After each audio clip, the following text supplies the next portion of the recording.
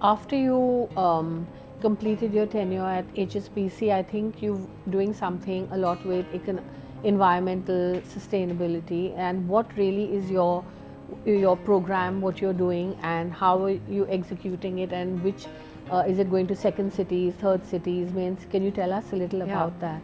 So, Anji, what's happened was while at HSBC, I got exposed a lot to some of the climate change Yes. programs, and then water Yes. was coming through the climate change program. And I was very lucky at HSBC to be amongst the 5 corporate Okay. members of HSBC who went to the World Economic Forum. Right. Because each corporate can nominate, 4 to 5 people who Right. go. Right. And while there, I had the opportunity to engage in a lot of the environment programs. Right. And indeed, water was a very early subject. Yes. In fact, that first water meeting at the World Economic Forum, there was like a handful of us, Yes. 6, 7 folks in the room. And in 3 years, And this was which year? this would have been in the 2007, 8 Oh, okay. sort of So levels. that's nearly 15 years, But not yeah. so long ago. Yes, If you think yes. that water, even at the World Economic Forum, is right up there. Yes. And at that time, when we got it going, there was just no one. I ended up co-chairing the World Economic Forum's Global Advisory Council. Okay. And for me, it was also a journey of learning and looking to how can corporates play in this very critical area of water, because water and climate change, as you well know, causes floods and destruction. Yes. Water, in terms of shortage and what it means for countries like ours, is horrendous. It is actually we are amongst the most water stressed nations in the world. In the world, yes, that's and right. so how industry plays in that was Yes. also important. Yes. So I in fact started the water mission at FICCI in 2011, Oh, okay. which was borrowing from a lot of this experience and really to see what can industry's role be in this. And for a start, water stewardship, which is how does industry look at its own water efficiency, water effluent control, and stewardship is also beyond the boundary. How can we help manage the water for the communities around our factory? Right, Because factories get closed if a community thinks that you're sucking their water into your factory. Yes, And there yes. are enough examples of that. Yes. So bringing in this concept of water stewardship, etc., was really, again, part of what I learned. And then when I retired from HSBC, which was end of 2015, my husband and I started the India Sanitation Coalition, Okay. which was after a lot of discussion, debate with people around us, as to India's sanitation story, which whenever I went to these water forums, and I would often be the only Indian in the room, I would hang my head in shame because they were all discussing how pathetic we were on open defecation happening, how badly we were managing our sanitation cycle. And I figured, let's do something about it. And 6 months after we started this, I thought this was going to be really a very painful journey, but it had to be done. 6 months later, we get Prime Minister Modi from the ramparts of the Red Fort, that historic August. 2 months after he's taken over as Prime Minister for the first time, he announced the Swachh Bharat mission. And suddenly a program that we were embarking on suddenly became center stage. So it was a very exciting period and continues to be for us in what I believe is one of the most successful, forget me believing, it is being lauded globally as one of the most successful behavior change exercises.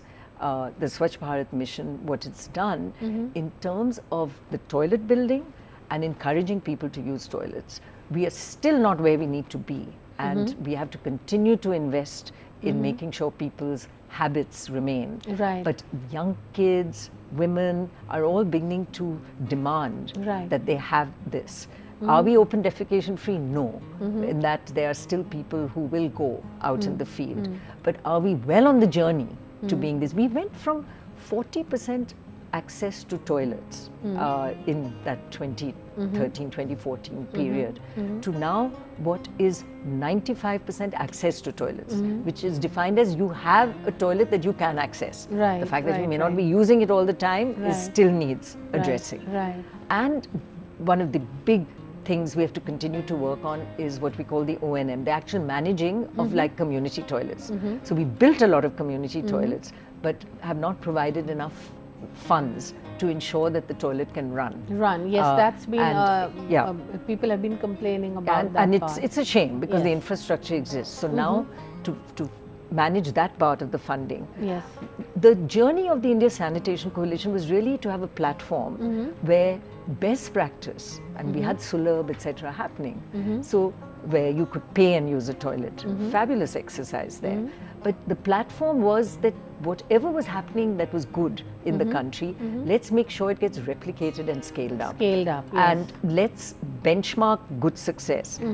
We began giving awards, which I'm very happy to say some of the startups that we supported have become much larger today, have all succeeded. None of them fell by the wayside. You sometimes, as a jury, you worry that you may pick the wrong guys. And we were very lucky. We had a jury which continues to be chaired for the last 8 years by Dr. Mashelkar himself as a Padma Vibhushan that he is, and a jury which is just amazing in terms of being able to pick the right players. So through this benchmarking of best process, hand-holding people into this, and most significantly getting corporates to look at a business which they really didn't see as very sexy. They would much rather do a school and put their name on it, do a hospital. Well, there are more corporates in it than there have ever been. Oh, okay. And the fact that the Swachh Bharat mission is so close to the Prime Minister has certainly helped. But there's never enough support there. But one of the most significant exercises we worked on now, which is a very successful public-private partnership, is what the Lighthouse Initiative with the Ministry of Drinking Water Sanitation. And what has happened there is that money which was given and has been given right down to the Gram Panchayat has not been spent, and the ministry here, the secretary, a very amazing lady, Vinny Mahajan, said, look, we don't need the funds of the corporate, we need the corporates as partners to ensure that the money we have allocated is spent and properly spent to make these villages model villages. So model villages means that your grey water, that is the runoff from household water, can be reused, that you're not spoiling the community water, that you have access to a toilet, that you're using the toilet, and plastic waste management. So it has many dimensions to it. And so we got the first 10 corporates that came in, some quite nervous about getting involved. And the good news is that we are pretty much there now with these first. And for every such model village in a panchayat, the surrounding villages in that district now know what to do. And we are now going into the second phase of the program, where we're going to pick districts and blocks, as they're called, with now almost 40-50 corporates who have evinced interest.